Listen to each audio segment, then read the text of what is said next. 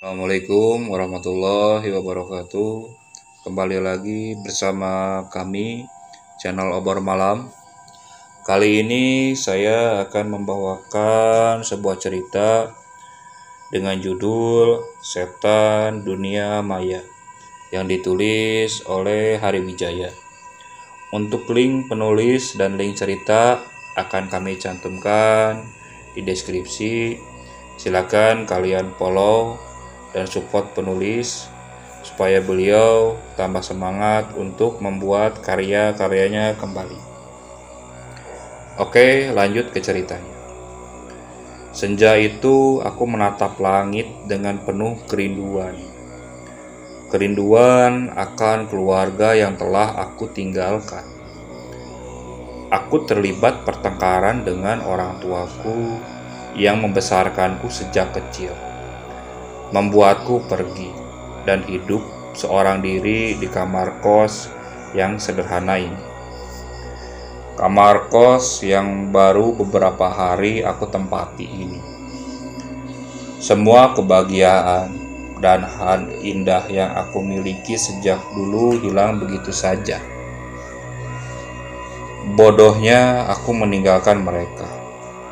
Meninggalkan kebahagiaan yang sejak dulu aku rasakan dan menjalani hidup dengan penuh kesendirian. Hari ini akhir pekan. Aku tak beraktivitas. Seharian aku menghabiskan waktu bersama handphoneku, melihat sosial media dan yang lainnya. Hanya itu yang bisa dilakukan oleh orang yang kesepian. Semua aku lewati begitu cepat. Sampai akhirnya sekarang sudah waktunya malam datang. Kamar kosku berada di lantai 2, membuat senja terlihat jelas dari sini. Senja yang sangat indah. Aku menatapnya, dan semoga keluargaku menatapnya juga.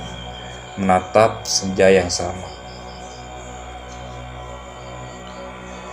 Pada pukul 23.00, lagi-lagi waktu berlalu begitu cepat. Aku tetap bermain dengan gadgetku, melihat sosial media. Di tengah kesunyian dan heningnya kamar kosku, sesekali aku berkomentar di beberapa postingan. Aku berkomentar laksana seseorang yang benar dan bijak. Padahal dalam kehidupan yang sebenarnya, aku hanyalah seorang pecundang yang membenci diri sendiri. Seorang yang gagal karena keegoisan sendiri, dan dengan bodohnya aku menasehati mereka. Saat aku sedang asik dengan kegiatanku, tiba-tiba dering gadgetku berbunyi dan memecahkan keheningan malam di kosku ini. Ada sebuah pesan masuk. Pesan itu dari seseorang yang tidak aku kenal. Dia begitu ramah dan baik. Dia seorang perempuan sama seperti aku. Walau awalnya aku terganggu, perlahan orang ini bisa memahami semua obrolanku. Dan aku merasa cocok berbicara dengan orang ini. Aku mengajaknya berkenalan. Namun, ia tak menyebutkan namanya. Menurutnya tak penting mengetahui nama. Yang penting kita bisa akrab terlebih dahulu. Aku mencoba menuruti dan mengikuti cara berbincangnya. Ini sangat membantuku saat aku kesepian.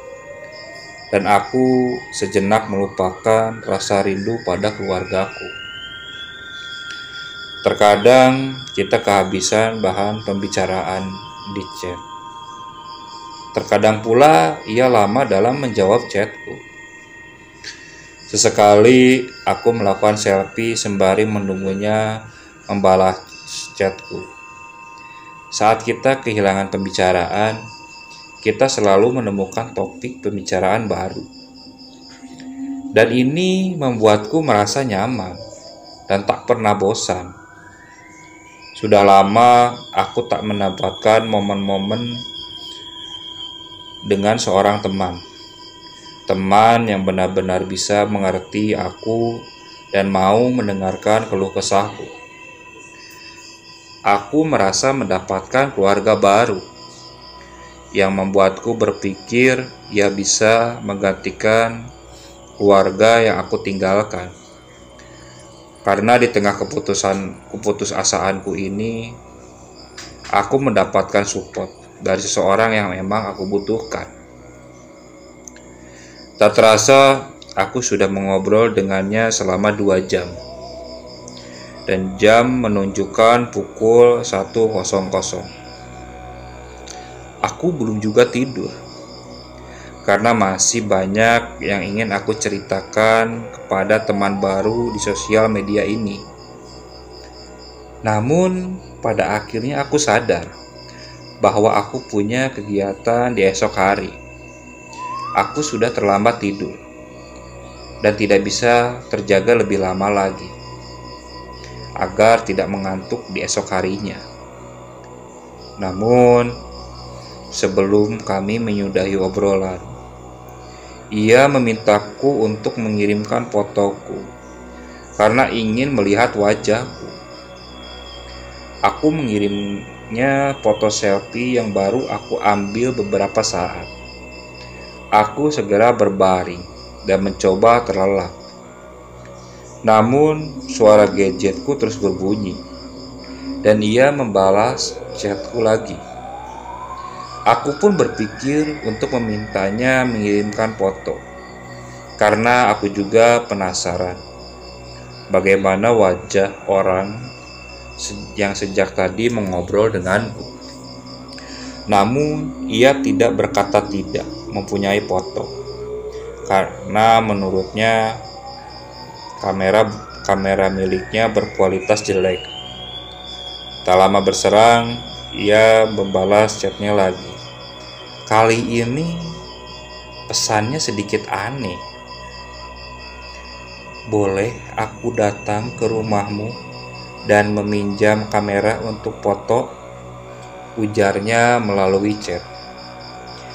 Aku berkata untuk menemuiku esok hari karena sudah malam. Aku ingin menemuinya esok hari karena aku memang penasaran bagaimana sosoknya. Sekaligus ingin berkenalan dan berbincang dengannya secara langsung. Namun, ia kembali menjawab dengan aneh. Kalau ia sedang dalam perjalanan ke kamar kosku. Ia sedang di jalan. Bagaimana ia tahu alamat kosku? Aku bingung dan menganggap ini guyonan. Dan ia membalas chatku lagi. Kalau bisa sekarang, kenapa harus besok? Itu balasan yang aku dapat. Aku pun berkata kepadanya, kalau aku akan segera tidur dan tidak bisa membalas guyonannya lagi. Tapi ia membalasku lagi. Ia bilang akan segera mengirimkan fotonya, karena ia menemukan foto dirinya yang baru ia temukan di galeri lamanya. Aku pun sesaat membatalkan niatku untuk tidur demi menunggu foto kirimannya. Setelah aku menahan rasa kantukku, beberapa menit terdengar dering dari gadgetku, dan ternyata ia sudah membalasnya. Ia mengirimkanku foto dan aku membukanya untuk melihat wajah orang yang sejak tadi mengobrol denganku. Dan benar saja, aku melihatnya. Ia sangat cantik dengan rambut yang lurus, hitam, kulitnya halus dan putih. Membuatku tak sabar untuk menemuinya di esok hari. Aku pun berniat membalas chatnya dengan pujian. Belum sempat aku memujinya, ia sudah mengirim pesan terlebih dahulu. Aku pun membacanya. Aku sudah ada di ruanganmu, ucapnya dalam tulisannya di chat.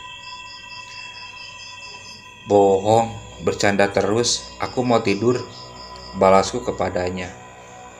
Sembari menunggunya membalas chat, aku melihat fotonya untuk beberapa saat. Dan aku mulai menyadari sebuah keanehan. Keanehan yang tak pernah terpikirkan olehku. Membuat seluruh tubuhku merinding melihatnya. Di foto itu jelas, ia sedang berfoto. Tak ada yang aneh dengan foto itu.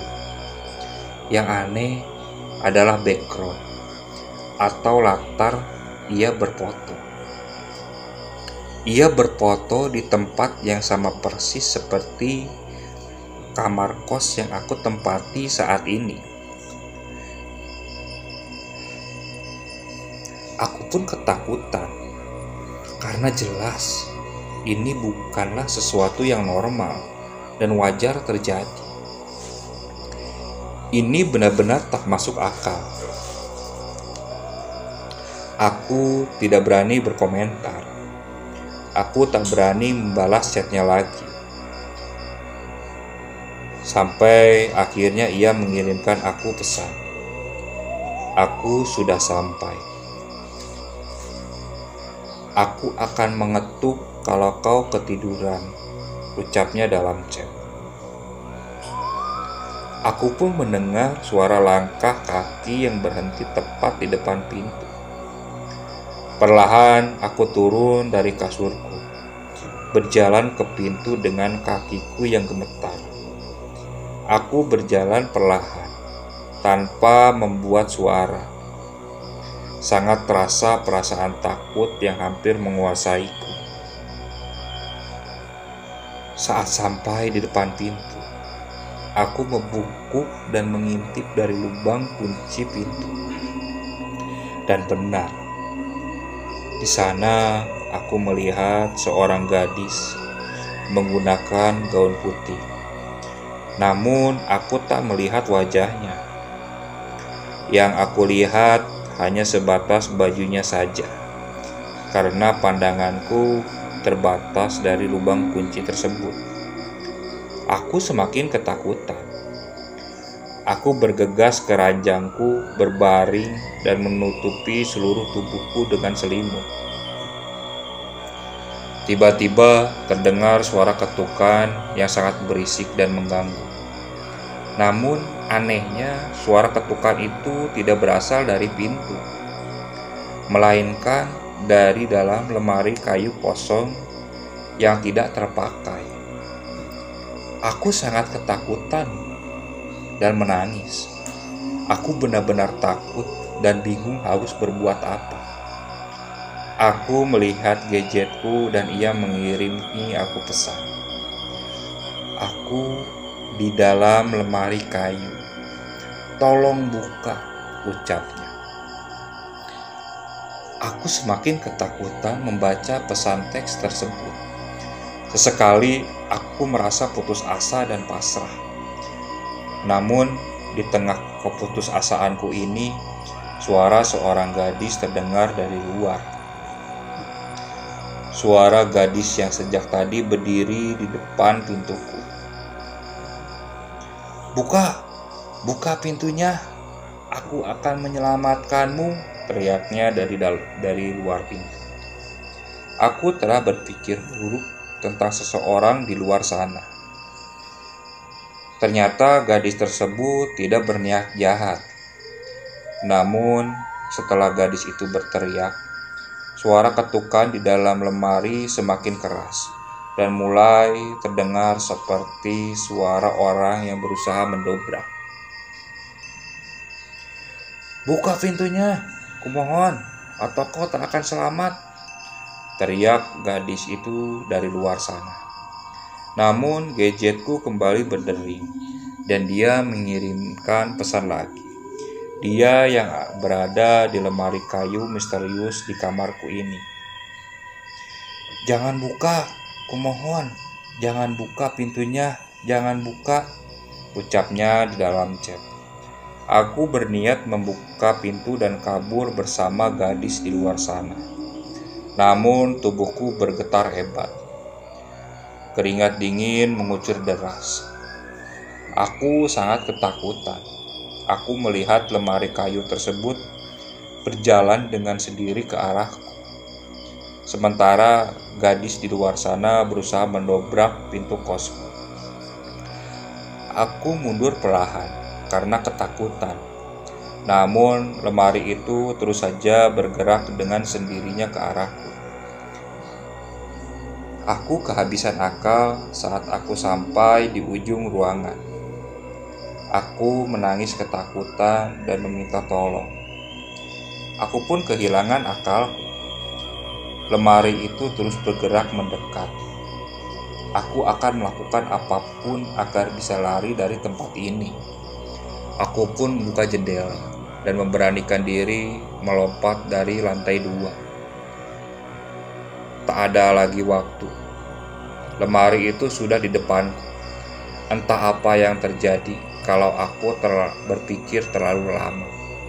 Maka aku pun langsung nekat melompat dari kamar kosku yang ada di lantai 2. Sesaat sebelum aku jatuh, gadis itu berhasil mendobrak pintu dan masuk ke kamarku. Namun, anehnya, ia membawa sebuah pisau dapur yang tajam. Tubuhku terjun bebas ke bawah, tak terlalu tinggi, namun aku serasa terbanting dengan keras ke tanah. Kepala dan kakiku sakit. Para orang-orang di sekitar lari ke arahku dan menyelamatkanku. Aku melihat orang-orang yang datang mengerumuniku. Pandanganku kabur, dan aku melihat di jendela kamar kosku itu gadis itu berhasil masuk ke kamar kosku. Ia menatapku dari jendela kamar dengan wajah yang marah sambil menggenggam pisau dapur. Lagi-lagi aku menghiraukan, dan aku pun pingsan saat ditolong warga sekitar. Keesokan paginya aku dirawat di UGD. Kakiku terkilir dan kepalaku terluka. Aku juga mendapatkan kabar yang sangat membuatku shock dan trauma. Sangat mengerikan mendengar kabar ini. Gadis yang berusaha masuk ke kamar kosku telah ditangkap pihak kepolisian karena kasus pembunuhan. Ia membunuh seorang wanita yang juga tinggal di kamar kosku yang kutempati.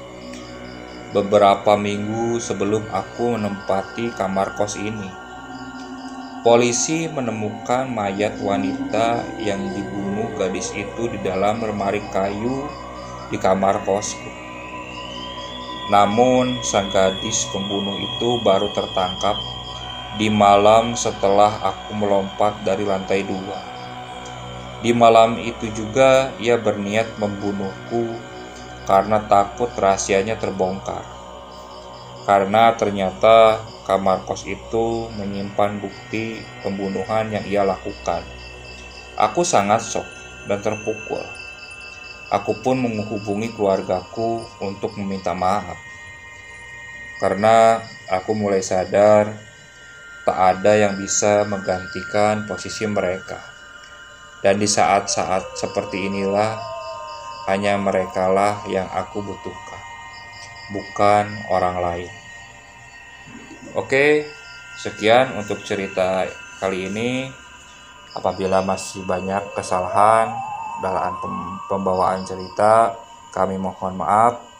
Untuk kritikan dan sarannya bisa kalian cantumkan di kolom komentar. Tetap support channel Obor Malam. Assalamualaikum warahmatullahi wabarakatuh.